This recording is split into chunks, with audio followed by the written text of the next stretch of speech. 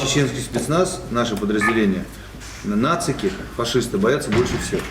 Они знают, какая у вас подготовка серьезная, они знают, какой у вас опыт, в том числе и сирийский опыт. Сразу стрелять не надо, нужно жестко уже его принимать, наручники, там все остальное и работать с ним. Отправлять его к нам, и, соответственно, мы с него уже будем качать информацию.